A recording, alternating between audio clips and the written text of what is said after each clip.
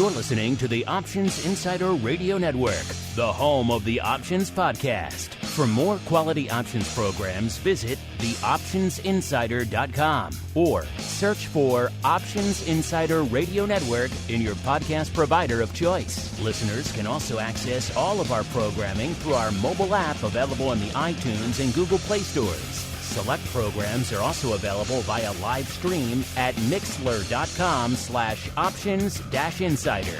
That's mixlr.com/options-insider. Don't forget to follow along with your favorite programs and submit your own questions for the hosts at twitter.com/options, stocktwits.com/options, facebook.com/theoptionsinsider, or via questions at theoptionsinsider.com.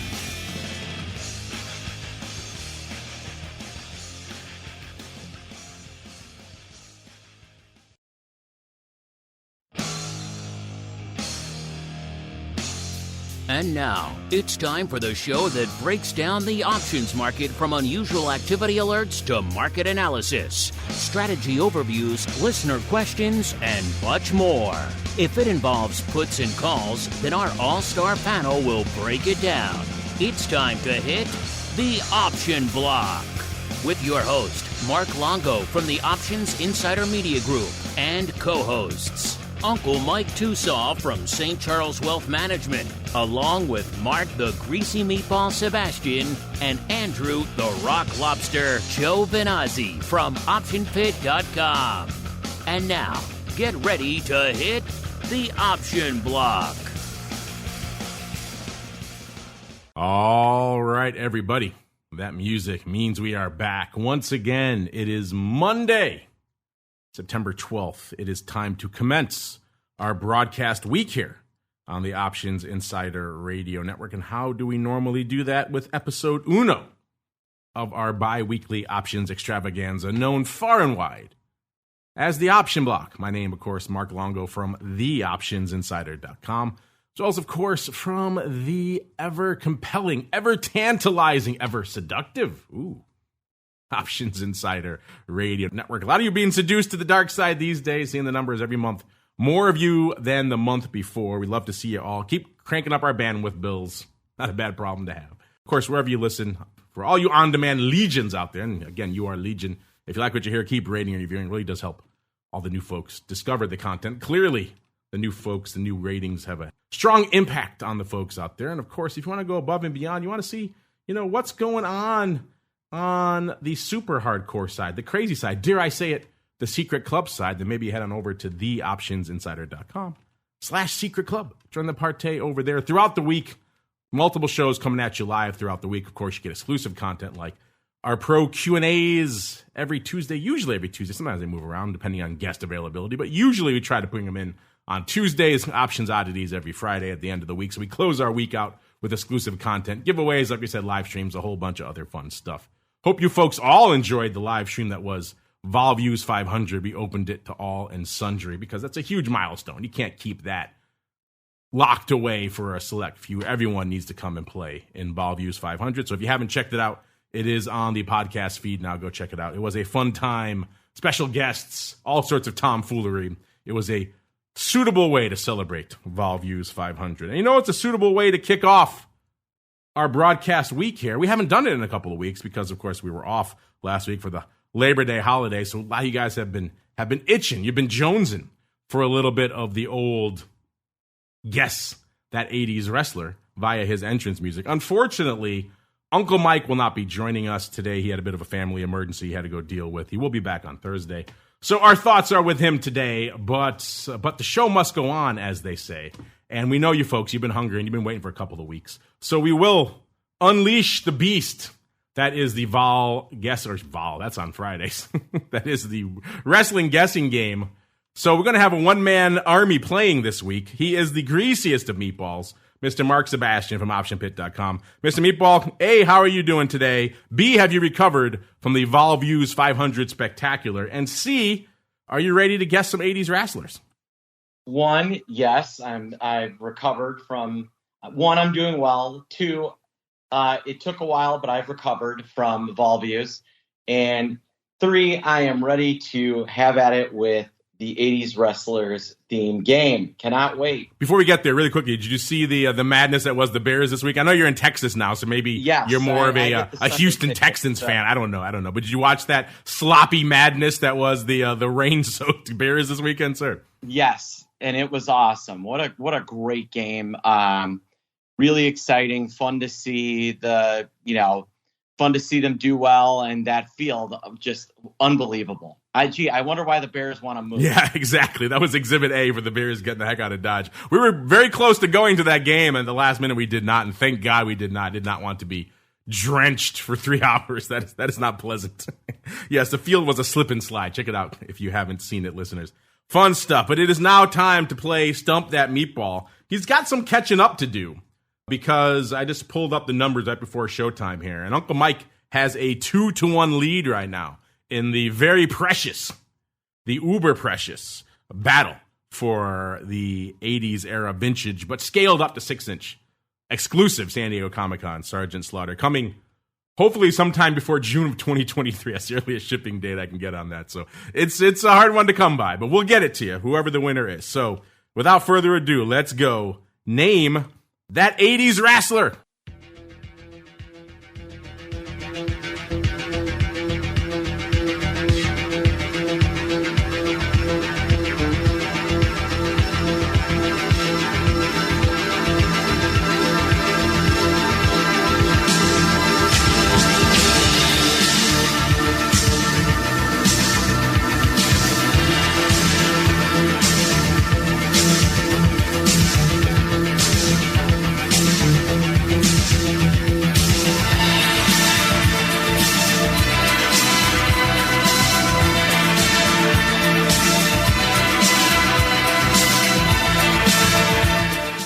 Mr. Meatball, our chat has already gotten it. Can you hear it, sir? Can you get it? I can hear it. I'm trying to think of what it could be. It's definitely a good guy, and I recognize the music. I'm trying to think of... I'll give you a hint. I'll give you one hint. All right. This person is also responsible for creating what is quite possibly the most famous signature/finishing move in wrestling history that is still done by just about everyone to this day. Oh, is it Jake the Snake? Jake the Snake Roberts, yes. That is his music. He had a couple of this, but this is the one they went with. This is kind of his early 80s incarnation. He had another one that came around a little bit later where they say, like, do you trust me or something. Yeah. But... yes, this is Jake the Snake, creator of the DD. I mean, our chat is on it. And the short arm clothesline. That was the other one that You're right. He had the clothesline too. He was a pioneer, they might say, in that and using reptiles as weapons. Our chat is on it. They got it like in 2 seconds. Our chat is savage. What? We should have beat the chat next time. None of you guys would win. I had to give you a hint, but you got it. Uncle Mike could not be here. Obviously, no fault of his own. So you know what? We'll be charitable and give him a point as well. You managed to not lose ground this week, Mr. Meatball. That's very late. So there you go. There you go. We can't take a point away from the man because he was called away. As we keep on rolling, we are now called away into the trading block. It's time to break down the latest topics, trades, and trends in the world of options. It's time for the Trading Block.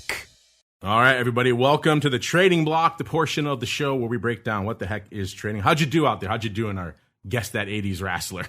Did you get it? Are you as fast as our pro listeners here who get it in a heartbeat here? I'm curious. Hit us up. Let us know. As we keep on rolling, like I said, into the block of trading. And, hopefully you like a little bit of green. It's a shame Uncle Mike is not here today because it's an Uncle Mike type of day. We are surging north yet again. S&P up pretty much exactly 1% as we're kicking off the show here. The Dow up about 0.75%. NASDAQ up about 1.1% of the day. That means S&P north now of not just 4,000, but north of 4,100. So we were threatening 3,900 not too long ago. Now 4,100. So pretty much a 200-point rally out there in the S&P over the last few sessions. We got as high as about 41.17 and a half today. That was kind of the intraday high here. And they tried to bring it back down. We bounced off 4,000 to the downside a couple of times before, or 4,000, 4,100 again before rallying a bit again. So intriguing stuff here out there. in the markets. That means all of our vol friends are down, but down slightly from where they were this time last week. Not a lot coming off the top here this week. VIX cash, when we kicked off the show, 23.5, down about 3/4 of a point. VVIX at about an 86 when we kicked off the show.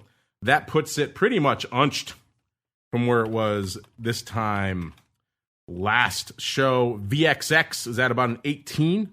That puts it down about 1/3 of a point from where it was this time last week. UVXY, 9.25, down about 1/3 of a point as well. SVIX, our inverse friend, 13.25, up almost half a point, about 0.4 of a point. And then UVIX, our ever-eroding friend, 9.25, down about a little over 1/3 of a point there as well. And VOLQ, our NASDAQ friend, a.k.a. the straight at-the-money vol, no skew please, just at-the-money vol, 27.75, down about 1.5 points from this time on Thursday. All right, Mr. Meatball, a lot of table setting there, a lot to unpack. What is kicking off your day and lighting up your tape on this, shall we say, bullish start to the trading week, sir?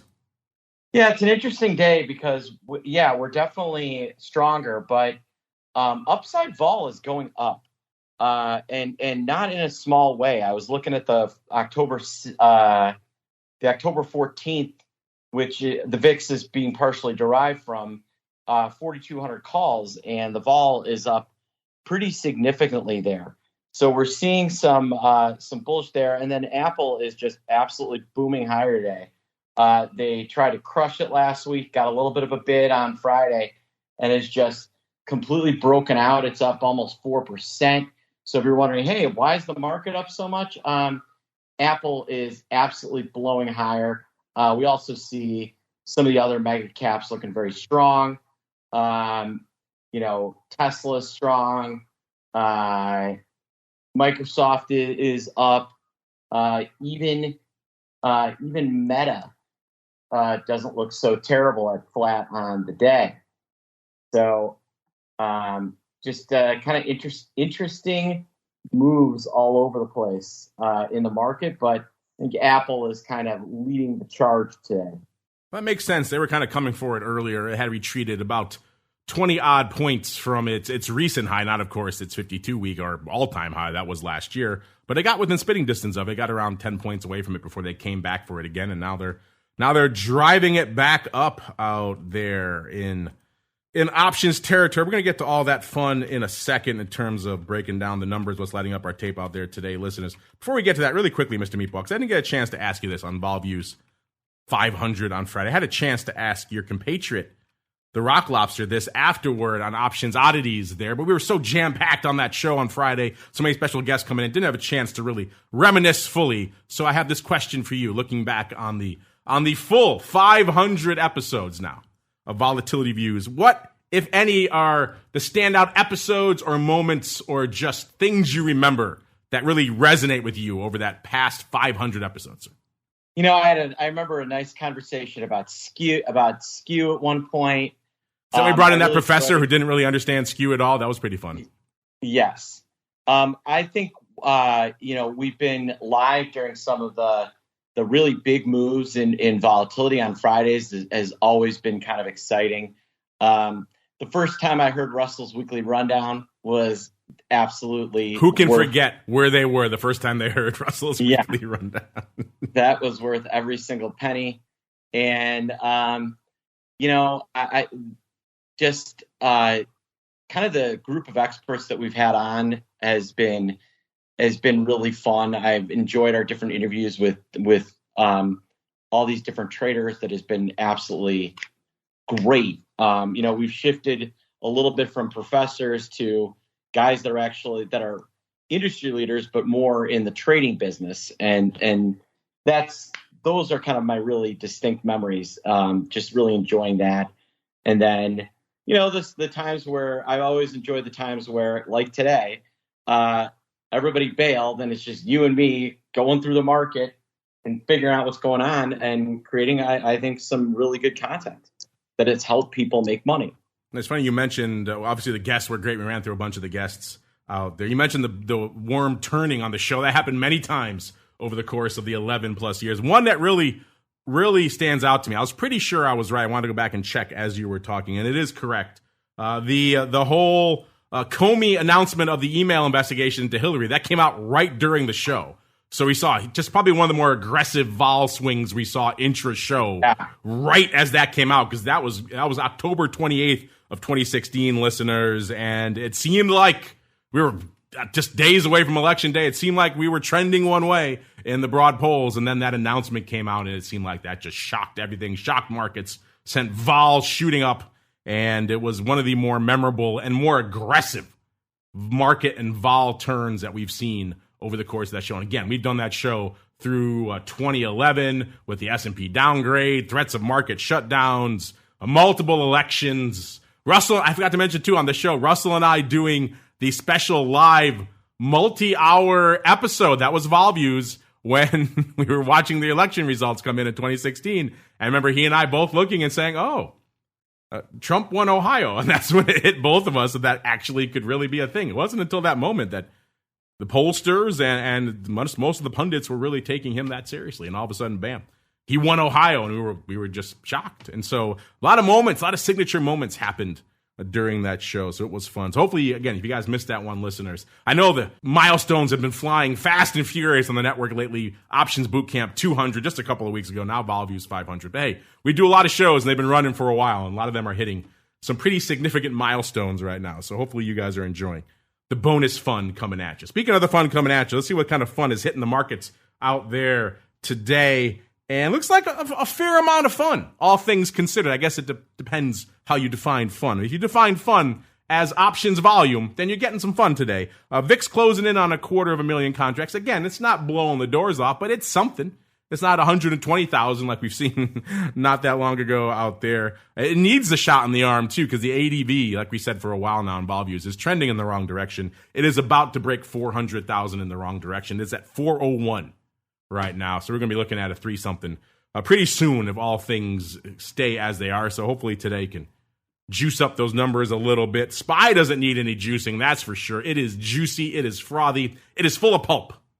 5.6 million contracts on the tape for SPY right now. This is looking like a whipsaw-y kind of day, but we've been mostly shooting out of the gate. We have bounced around the 4,100 a little bit, but this is the kind of numbers you expect to see on a day when we're whipping up 1%, then we're down 1%, and instead we're shooting up, and the volume numbers are shooting up with them. The ADB now over 7 million for SPY, listeners. 7.1 million contracts.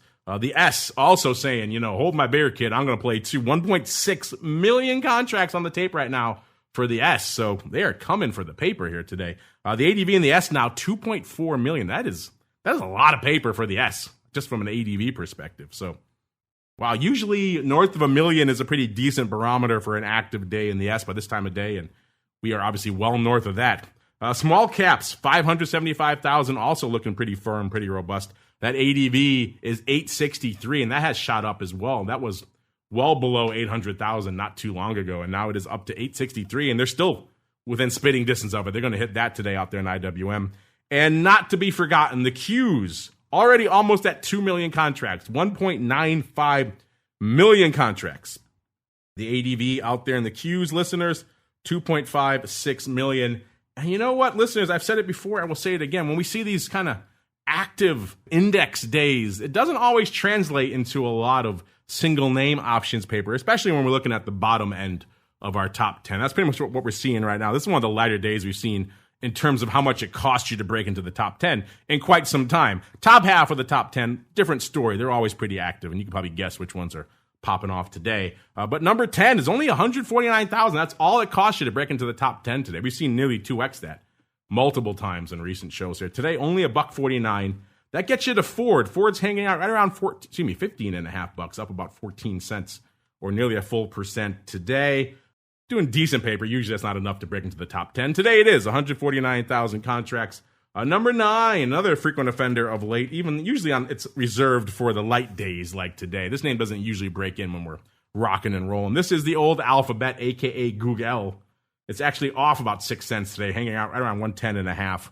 Good for $1.62 out there. Then we jump up to more reasonable paper, what we usually tend to expect for what it costs you to break into the top 10. That gets us to number 8, which is AMC. So the apes back in action.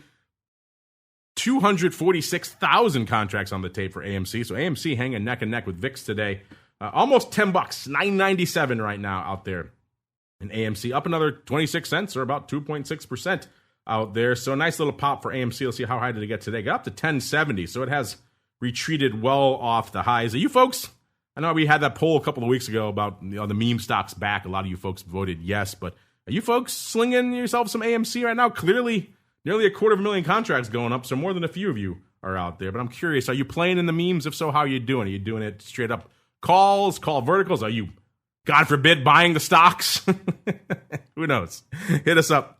Let us know. Number 7, the one that Meatball kind of just referred to, I think he damned it with faint praise, saying, they're kind of doing something today, which is a good way to kind of summarize this name. I don't think anyone's overjoyed about this name unless you're Mark Zuckerberg. This is Meta, a.k.a. the artist formerly known as Facebook. 168.96 right now, off about 20 cents. So they are retreating off their highs right now as well. So if how these single names are playing out is going to play out in the broad market, we might be looking at a pullback later on in the session because all these big names were much higher earlier in the session.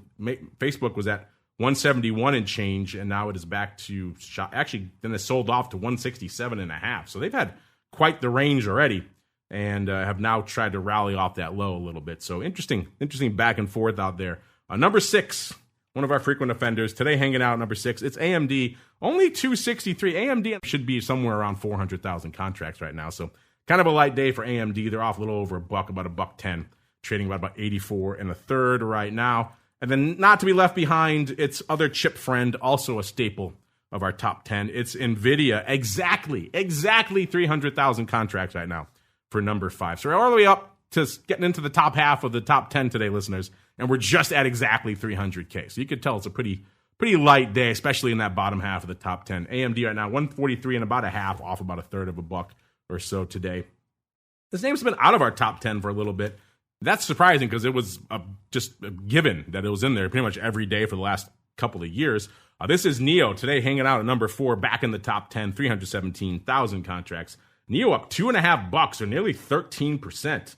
So it is a strong day for EV-related names, at least so far, Ford and NEO. We'll get to some of the others, perhaps, spoiler alert, in a little bit higher in our countdown here.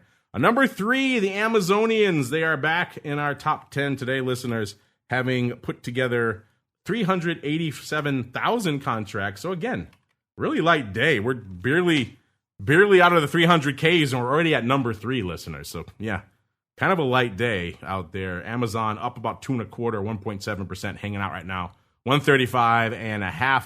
Then numero due, back to the electric cars. It is, of course, Tesla finally managing. So a huge jump from 3 to 2. 387,000 to 1.02 million. We're suddenly in the M range now, and that's Tesla. Up 4.25 right now, trading right around 304.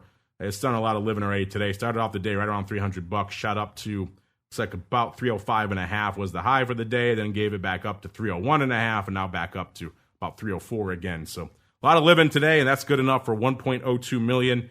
And then the big dog taking back its number 1 spot. It's been kind of languishing lately. It hasn't really been threatening the top spot. It's usually been hanging out 2 or even 3 sometimes or below. Today, Apple's saying, I'm back, kids. And you're right, Mr. Meatball. Popping hard today, up nearly $6 or 3.8%. Hanging out right now, 163 and about a third out there. So nice run, about $20 below its 52-week high, or pretty much all-time high right now, right around 183. So an interesting little pop out there today. You know, it's the old buy the rumor, sell the fact. They had their big event last year. And then apparently after you sell the fact, you buy it hard again the following Monday. That's the cycle we're playing right now in Apple. You folks still playing out in Apple? I know it was a hot one for a lot of you for a while. We had those surges of daily volume for a while, a lot of near-dated options going up in Apple. Are you folks still playing in Apple, or have you moved on to some of the more esoteric names? Speaking of esoteric names, we still got some names popping off this week from an earnings perspective, even if it is starting to get a little bit lighter. Today, we have Oracle popping off today, as well as Adobe coming out on Thursday. Luckily for you folks, because we like you, we got updated earnings move results, earnings season, and earnings trades reports for you guys to check out, because we like you, for free over there at theoptionsinsider.com. Another gift, another bit of the largesse from the long history of volatility views. We created those reports pretty much because we kept talking about earnings vol every quarter, and there wasn't any real good data to sink our teeth into, let alone stuff that was available for you folks. And we thought you folks should have some data because you guys kept asking us about it. So lo and behold, we twisted Mr. Matt and his team's arm into doing it, and they love doing it. We love giving it to you. So check it out over there. TheOptionsInsider.com is the place to go. If you did so, you would see that Oracle popping off today after the bell, almost $76, right where they were when they ran these numbers, $75.91. They're pricing in about $4.50. In the past, they've moved almost exactly $4.98. So a little bit less juice in Oracle. We've also got Adobe popping off later this week. Like we said, they're almost at $400, $394.78. They're pricing in $21.40. In the past, they moved about $20.50. So a little bit more juice out there in Adobe. As you know, they keep updating the season as they adapt and update their numbers. And the season we just finished hanging out right now at about 116%. The only week that was a laggard, the only week below par now, only week below 100% was week 2 at 99%. Everything else was well north of 100%. The most active week being week 4, 135%. So blowing the doors off there. All that averaging out to 116%.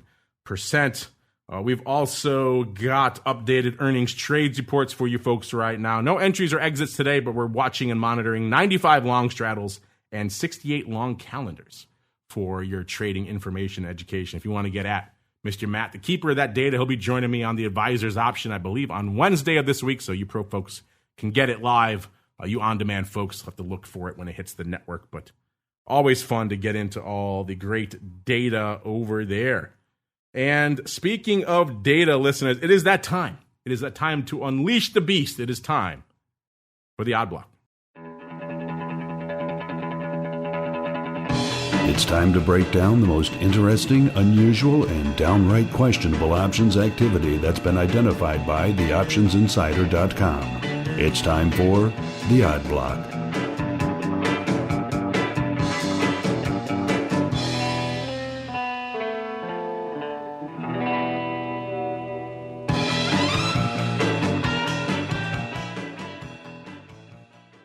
All right, everybody, welcome to the Odd Block, the portion of the show where we break down the weird, the wild, the whimsical paper that is lighting up our taste. Speaking of weird, wild, and whimsical, our chat right now is like they've been sucked down the rabbit hole of fantasy football. They're debating Brady versus Rodgers. Mr. Meatball, where do you fall on the age-old, time immemorial debate, Brady or Rodgers? I mean, Tom Brady. It's not even close. How many Super Bowl rings does Aaron Rodgers have? 1, I believe. Yeah. How many does Tom Brady have? More than he has fingers, almost. Yeah. Right. More than he has. He's been in 11. I want to say 12 of them. He's won 7. Give the guy. I don't think that we need to. I don't even think there's a debate. Aaron Rodgers is a talented quarterback that plays for a horrible team and with the worst fans. But Tom Brady is better. Yeah, he even led the league in like all the major stats last year. I'm not even a big Brady fan. I stopped watching the Pats around the time, right a little bit before he came along when it was still the Bledsoe era. But yeah, I was a Pats fan all grown up until that whole era of Belichick and Brady. But I digress. I'm getting sucked into the Bears now, and it's a death spiral heading that way. Let's get on out instead. Let's spiral into some options paper, listeners. Let's talk about a name we haven't talked about in a little bit. This is Altice USA Inc. Ticker symbol ATUS, ATUS, trading right now right around $10.50, off nearly 20 cents today. 20% would be a big move. Off nearly 20 cents on the day. A year ago was trading $27.43. So they've obviously seen better days, off coming in on 2/3 on the year. So a rough year for them. They pretty much have sold off straight over the past year. Let's see, when did they hit their low for the year? Their low for the year looks like it came middle of June. So some names seem like they bottom out around May, some June, some July, some still haven't. This name looks like it bottomed out around mid-June, June 16th. So in the height of that sell-off, then listeners, it hit $7.58. Since then, it's had a nice pop, nearly $3. So a nice little run for them. Got up to actually $11.40 in July, actually $11.60 in August. So it's threatened a couple of times to try to break out. Has not managed to do so, but still looking better than it was back in June, listeners. It seems like somebody, though, is backing up the call truck today, Mr. Meatball. Somebody loving themselves a little bit of the SEP11s, the September 11 call. So this is kind of feeling a little bit memey. You know, it's a near-dated, upside call paper in particular, what caught our eye was 9,773 of the September 11 calls going up for 40 cents. That is, again, speaking of meme-related paper, it's a 107 volatility listener, so it's got to be triple digits vol to really qualify for meme-related type paper. The stock was higher. Stock was 1080, so they are already wearing it on these bad boys when they put these up. The earnings are in November, so there's no earnings in this. This is just a straight-up swinging for the fences between now and September expiration. And then they liked it so much they came back and did more. A total of 17,000 of these bad boys have traded so far today. So Mr. Meatball, somebody loving themselves a little bit of ATUS USA, saying now through September expiration, which isn't that far away, they're looking for a nice pop here. What say you, sir? Does this come across your big money flow today? Yeah, you know what? It did. They bought a block of 7,500 and then another 10,000 after that. 17,562 of these have traded so far. This is not the most active name. It has some open interest at the 14s and the 12s, but this is a lot of paper that is very short dated, and they have blown the vol up. The SEP vol is now 136%. It was not that high on Friday. Let me tell you at that point, it's up about 65 points. So we're talking about some serious buying on the 11 strike, running vol higher. Uh-oh. Maybe some of our folks who, if they have some ATUS in their back pocket, maybe they want to take advantage of that to dump some of this, take advantage of that juicy vol, triple-digit vol going into expiration, listeners. By the way, it's not the first time we talked about ATUS USA, but it has been a while. The last time we talked about ATUS was a little over a year ago. It was July 12th, so a year and 2 months ago. We talked about it on the show. We talked about pretty much the exact same type of paper, just a little bit smaller size. In particular, we talked about someone coming in and scooping up 4,600 of, and this level may hurt if you're an ATUS holder, the AUG 36s. That's the level they were at a year ago, listeners. They paid 93 cents for those. The stock at the time was 34 3/4, Mr. Meatball. And this one, I just read you off the stock chart, so you can probably guess how this one worked out. But spoiler alert, the answer was not well. The stock closed somewhere around 26 and a half bucks on expiration that month. So those 36 calls went out pretty much worthless. They lost a little over 400 grand, about 430,000. So it seems like this is not the first time we've seen folks swinging for the fences in ATUS, Mr. Meatball, but also perhaps we shall hope that these work out a little bit better, at least in their favor. It's a wee bit cheaper stock to play around with these days, Mr. Meatball. Yeah, they lost the last time, but this is some serious paper. So one has to wonder if these people if we've got some cheaters out there and some news is going to hit. ATUS is a cable provider in like Eastern Texas. So I don't know, maybe someone's going to scoop them up because this smells like cheaters. Just going to say it. Uh-oh, Meatball says it smells like cheaters. Yeah, not exactly a name that you think would be synonymous with hot explosive paper. This is not a biotech or anything like that. No. Maybe, again, you're right. Maybe something is afoot in the internet areas of Eastern Texas. So we'll keep an eye on this one, listeners. We were talking about it and we watched it before. It did not pan out. Stock less than a third of what it was back then. So we shall see if this swing for the fences, at least the near-term fences, if this one pays off. You like more upside swings for the fences? We know you do. So let's dive into our next one here, listeners. This is CPRI Holdings, Inc. Ticker symbol CPRI. I'm guessing the Meatball likes this one. This is a multinational fashion holding company based out of the British Virgin Islands out there. Trading right now about 50 3/4, off a little over 3, about 3 1/4 right now. Actually, on the year, it's off 3 1/4. On the day, it's actually up nearly $1, popping hard, up nearly 2% on the day. So they've had a nice little run today. They started off 50 and a half bucks, got up to about 52 exactly, and they since have given it up back to 50 3/4 again. So they have given up most of their pop for the day. We'll see if this holds. Like we said, on the year, it's been a little bit more active. A year ago, $54, and they kind of had a few surges up to the mid 60s to low 70s. They topped out for the year at 72.37 on February 16th.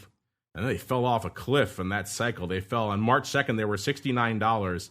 And March 7th, they were $46. So they got annihilated in the March cycle. And then ever since has just been kind of trying to regain its lost luster with middling success, even though the last couple of weeks they've had a nice little pop. Last week they were trading $46. They hit their low for the year actually on May 11th. So this is the one that bottomed out in May at $36.90. So if you look at it just in the last couple of months, it's had a nice little pop. And Mr. Meatball, it seems like someone also thinking that this name perhaps has perhaps extended itself perhaps a bit too far. I'm looking at when these went up. This was when the stock was $51. Someone coming in this morning and looks like they were blasting away on the SEP 49s. So our initial scan, it looked like it was paper buying these things, but it looks like it may have been an overwrite now here. 4,082 of these SEP 49s going up below the bid. The bid was $235. They were $235 at $260. They went up for $231.60. So obviously going up on splits, listeners having to hit multiple bids to get all that paper filled. The stock was $51, so a little bit higher than it is right now. Again, there are no earnings in this cycle. The next earnings announcement is on November 2nd. So, Mr. Meatball, looks like someone may be thinking this recent pop we've seen is perhaps a wee bit overdone. They chose an aggressive strike to the 49 handle, so they're not playing around. Looks like they're calling a top here for the next couple of weeks in Capri, sir. Is this one of your favorite fashion names? And what do you think about this call right? Well, I know you and I like to go out in the summer and wear our capri pants together. This looks like a close. I think that because I'm noticing the open interest, somebody bought a bunch of these for about $1.30 a few weeks ago, right as this stock was starting to take off. I think they're basically, in a different way, closing up shop, saying, hey, the run's over, taking their ball and going home because they're not doing any rolling, not doing anything else. I think they're just taking these off. And unwinding the SEP 49 calls. So they're basically saying the move's over, easy money made, I am done, and this thing is probably going back to whence it came. That seems to be the case. I'm looking at it right now. September 1st, about 4,000 of these bad boys. So numbers-wise, it lines up prices somewhere between $1.25 and $1.50, listeners. They went up in smaller lots, 500 lots, 200 lots or so. But it seems like folks were gobbling them up. That would certainly explain their willingness to kind of blast away at them through the bid because they're already sitting on some money. So they're looking pretty good. In which case, either way, listeners, if you're looking at someone dumping some calls, obviously taking profits never the worst thing. But also, obviously, they're not thinking this thing is poised to explode anytime in the near future. So they're taking their roughly $320,000 and getting the heck out of Dodge. And again, given the fact that how many people we've seen leave money on the table of late, so you got to kind of salute this person for taking their money, getting the heck out of Dodge, living to fight another day. We already reviewed Altice. Let's pack in one more review today because it kind of is a bit of a light single name day. Speaking of packing things in, listeners, we're going to end things off here with the pack. No, not the Green Bay Packers, but Rand Pack Holdings Corp. Ticker symbol PAC, P-A-C-K. This is a manufacturer of machines and paper products used in protective paper-based packing. Oh my God, a lot of P's there. For shipping goods and merchandise. It's going to pop our audio with plosives here. We talked about this on the show back on July 28th, listeners. Looks like someone was drawing a line in the sand here in PAC. On the AUG 7.5 puts, they sold 5,130 of them for $1.40. It was right on the bid. It was a pretty wide market, $1.40 at $2.15. But then again, it is the pack. Not putting up a lot of paper here. It's like it was done immediately post earnings. So they were taking advantage of all the action to try to harvest what little vol was left after the earnings announcement. The stock was $5.92 when they sold these puts. Again, these were the 7.5 puts, listeners. So these were in the money puts. So an interesting choice. And looks like it ended up doing a whole heck of a lot of nothing. The stock was almost exactly unchanged on expiration. The stock was $5.97, so it had rallied a nickel over that time. So They ended up getting their stock, looks like, for $6.10. I hope they liked it, because on the stock, those puts were, by the way, were still open at expiration, so they did not close these out, which, getting back to what we were talking about before, maybe taking these bad boys off, unless you really want the stock, which they sold it in the money put, so they could certainly have wanted the stock, in which case they got what they wanted. And also, it did not exactly work out that well. It's popping today, up 41 cents, looking a little bit better, but it is still trading a $5.64. And just in the last few days, it got down to $4.77. So they were wearing it substantially on this stock. So either way, this does not look like it was a bit of a home run, Mr. Meatball. What say you here on everyone's favorite name, the pack? Yeah, not a home run. This is not one that I've looked at. What's the stock symbol here? PACK, the pack, not the Packers, but the pack. The pack. Yeah, Ram Pack Holdings Corp. Trades. This one looks like it trades by appointment, and it has not done anything in. Wow, you know where this was in November last year? $42. Yeah, $42. They're wearing it on this one. It's just awful. Ugh. I guess the market for protective paper-based packing is no bueno these days for paper products. So say all that 5 times fast with as many P's as you can muster. Speaking of mustering, it is time to muster into the next segment. Mr. Meatball, I will give you a choice. There is no Uncle Mike today. He usually does his strategy block on Monday. So if you have a strategy block boiling over in you that you feel like sharing with the masses, we can do that. Or we can head on into the listeners, do some polls, and get some of their pulse. What do you feel like doing, sir? Yeah, let's take some mail. Let's see what they've got to say. Let's see what the folks have to say. It is time for the mail block. It's time to take your seat on the All-Star panel as we read your emails, tweets, Facebook messages, website comments, and much more. It's time for the mail block. All right, everybody, welcome to the mail block, the portion of the show where you folks take the reins, your questions, your comments, also your votes on our questions of the week. We asked you last week, listeners, there are many different indicators that traders use to signal red flags in the market. Which quote-unquote red flag indicator is most important to your trading? Gave you 3 choices and the infamous other. Gave you the inverted yield curve, the backward VIX curve, the death cross pattern, and other. And Mr. Meatball, I was surprised. I thought backward VIX curve might take it, but it turned out to be the old standby of the inverted yield curve, 45.7%, followed by the backward VIX curve coming in at number 2, 23.9%. So a respectable showing, but not the top spot. And then the death cross coming in at number 3, 21.7%, 8.7% for other, with a lot of write-in votes for good old VWAP, aka the volume-weighted average price. Mr. Meatball, are you surprised that inverted yield curve took it over the backward VIX curve? And what do you think about using VWAP instead? That's one of our popular write-ins. Yeah, well, who doesn't like a VWAP? But no, I'm not surprised. I mean, that is the longest running and most traditional way to look at the health of the markets. So it makes a lot of sense to me. And more recently, we've seen the market sell off and the VIX not really do very much. So I'm not surprised that that has been the case.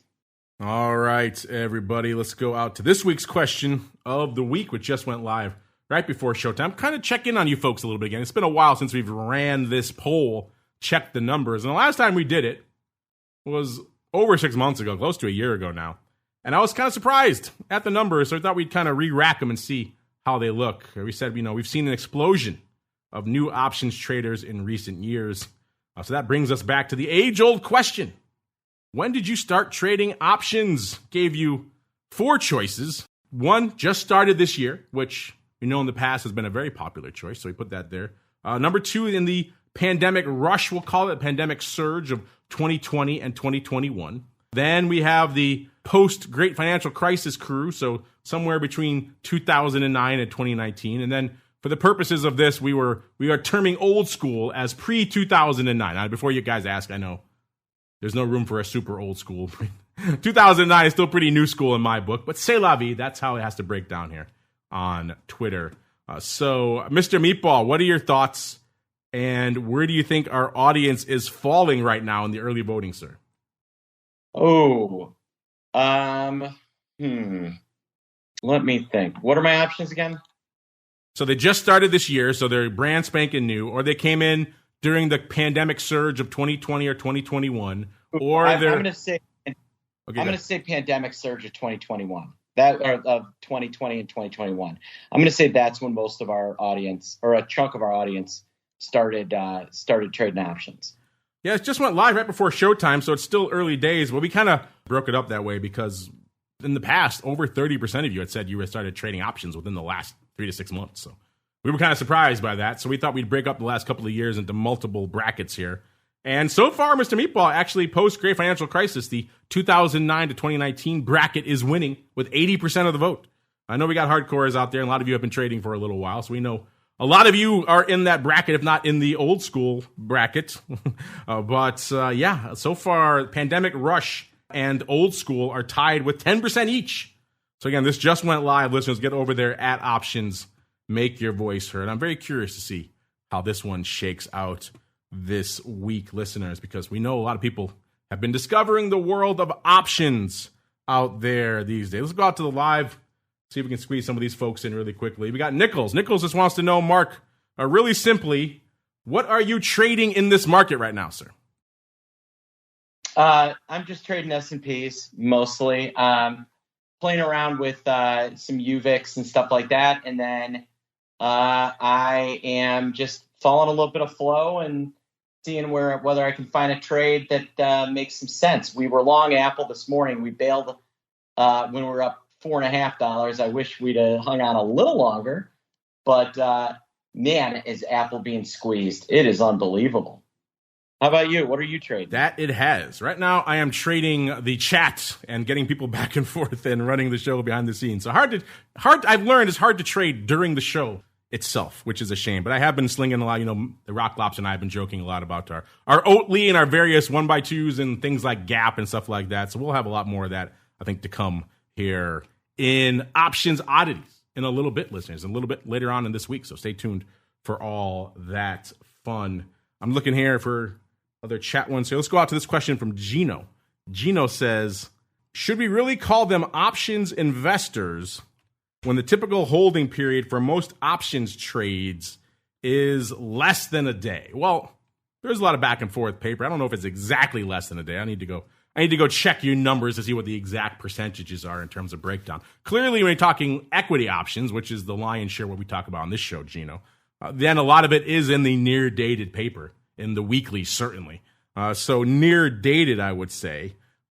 I don't think we call them options investors. In fact, in our poll this week, we tended to call folks, options traders. That's kind of the terminology we've always used because we talk mostly to the active trading crowd. It's kind of hard unless you're talking like we were talking about with the Meatball in the Pro Q&A last week, talking about long-term, let's say you're getting a leap for a stock substitution or some of these other trades that are obviously a little bit longer time horizon. It's kind of hard to really think of yourself as an options quote-unquote investor. You're really trying to usually do a lot of shorter-term type trades, and hopefully that works out for them. Mr. Meatball, Gino wants to know, should we really call them options investors when the typical holding period for most options trades is less than a day? Well, but you got to remember, a lot of those option trades are done by algos, things like that. It's not individuals doing the one-day trade, the in-and-out trade. There certainly are traders that day trade options, but options can be a great form of investing. But yes, most people consider themselves option traders, not option investors. That's what I call myself. I'm an option trader. But they can be used to strategically invest and can be a great product for that. Can be indeed. We laid out some ways to do just that, ironically, with Mark last week on the Pro Q&A. So if you haven't checked out the Pro Q&A, you're not over there at theoptionsinsider.com/pro, then get in there. Let's go out here. This one from Mark M. He says, I'm trying to learn more about calendars. They're pretty tricky. So far, I can handle the use case for a basic long calendar, but I've heard people talk about diagonals as well. When do you decide to make the switch between straight calendars and diagonals. Okay, interesting question. Time spreads, I've often said it before. I've said it on our Options Bootcamp show. Kind of more of an options 201 or maybe even a 301. This usually seems to be the topic that really stumps people the most whenever we talk about it. People can wrap their heads around trades in a single expiration month. You start adding multiple expirations into the mix. You're buying longer term, selling nearer term. You're buying something, but you don't really want the underlying to move. All these concepts tend to blow people's minds, which is why calendars, let alone diagonals, are really tricky. We talked about our favorite use case for diagonals in the past, but I'm curious what Mr. Meatball has to say. Mr. Meatball, sir, what are your thoughts on, he gets the use case for a long calendar, but he wants to know, in your perspective, when do you make the switch between a calendar and a diagonal? Well, diagonal is when I have a little bit more of a directional opinion on the name. So same situation, but I'll use diagonal when I think I've got a little bit more of a bias as to which way the underlying is going to go. That's my main use. On the other end, there are people that will, want to kind of ramp up decay. So they'll sell something close to the money and hedge it with a further out of the money option. That can also be a use case for a calendar or for a diagonal spread. I use them more for the former than the latter. Calendars, I like them, but they're not my most used trade, but they certainly are interesting. Interesting indeed. Let's see if we can squeeze in a couple of more from our live chat here. Let's go out to Option God. He is the god of all options. Do not question him. He says, has Mark had a chance to try out VOLQ yet? So he's referring to your pro Q&A last week, Mr. Meatball. You said you were surprised to learn that VOLQ options existed. Sounds like Options God wants to know, have you had a chance to mess around with VOLQ in the intervening week, sir? You know what? I've been looking at it, but the markets are really wide and there's not a lot of volume there. So we're not quite in a spot where they're really tradable yet. But because, I think the total open interest is 11 contracts. But there's still a very interesting product, one that I'm going to keep an eye on. 11 contracts, 10 of those are Scott, but good stuff out there nonetheless here. Yeah, we'll keep an eye on those. It's kind of the same deal we have with spikes, right? When markets tighten up a little bit, the volume follows, and so it's kind of a virtuous cycle, just waiting for those to catch up there as well. Let's get out of here on this one from Options Queen. Options Queen wants to know, how often does Mark actually trade against his big money flow? After all, unusual activity can be tough. Yes, it can. We say all the time on the network, size money, not always. In fact, it frequently is not the smart money. Just listen to Options Oddities if you want listeners for a whole show, let alone the decade plus of odd block we've done here on this show. But Mr. Meatball, she specifically wants to know about the trades you highlight in your big money flow. I guess she wants to know maybe a ballpark. What percent do you think you actually trade against? I mean, during a given week, I'll do a dive on 10 to 20 orders a day, and I might generate one good idea out of those per day. Because a lot of times, as you said, there's stock with it. It's a close. It is not something that, it's not a smart trade or a trader has that I'm following as a track record of losing. So it is a science. You literally have to look at 10 to 20 trades before you're going to find one that is potentially worth jumping on. That's not bad. If you can even get 10% of your trades are interesting, that's a pretty good ratio. 5% also not bad given the way UA works these days. So intriguing stuff. Listeners, good questions all. As we keep on going into our final segment, it is time to go around the block. It's time to tell you what we'll be watching on our trading screens until the next episode. It's time for Around the Block. All right, everybody, welcome to Around the Block, the portion of the show we tell you what we're keeping an eye on until our next episode on Thursday. We have an uninterrupted week this week, listeners. No holidays. Shutting down the old option block this week, so a nice two-parter coming at you this week. Mr. Meatball, sir, what are you keeping an eye on until our next episode on Thursday? CPI comes up on Tuesday, and then we're starting to hit ahead. Believe it or not, we're not that far from earnings season, and I want to see what Apple's going to do. Apple seems to be kind of the driver of the market. I want to see how that moves and whether the market can hold this momentum. It's had a really nice rally. Can it hold it? And I think the way we trade today is going to be very insightful as to where we're going.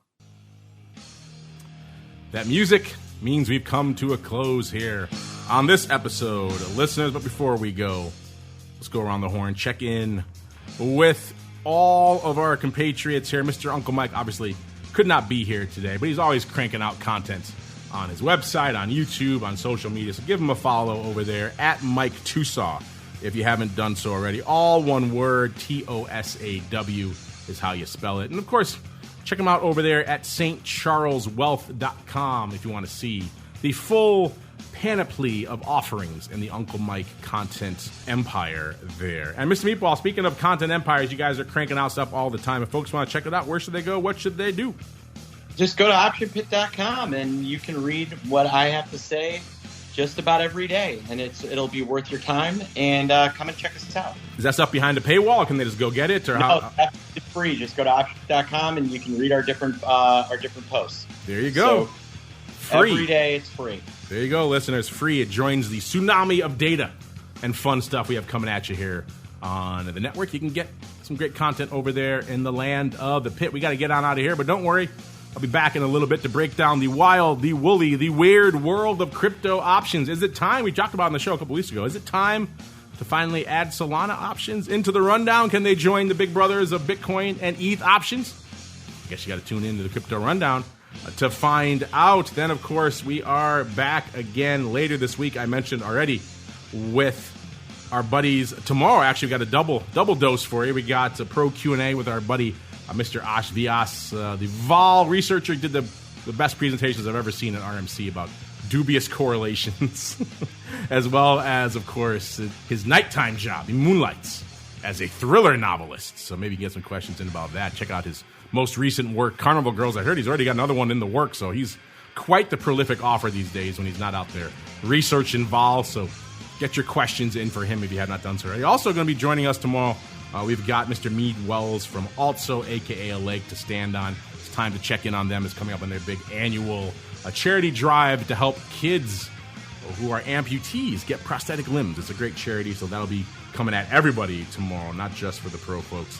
And then, of course, back at you on Wednesday, Options Bootcamp, Options Playbook Radio, as well as the Advisor's Option, so a trifecta on Wednesday. Then back again on Thursday, another episode of the Option Block.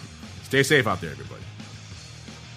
You're listening to the Options Insider Radio Network, the home of the Options Podcast. For more quality options programs, visit theoptionsinsider.com or search for Options Insider Radio Network in your podcast provider of choice. Listeners can also access all of our programming through our mobile app available in the iTunes and Google Play stores. Select programs are also available via live stream at mixlr.com/options-insider. That's mixlr.com/options-insider. Don't forget to follow along with your favorite programs and submit your own questions for the hosts at twitter.com/options, stocktwits.com/options, facebook.com/theoptionsinsider, or via questions at theoptionsinsider.com.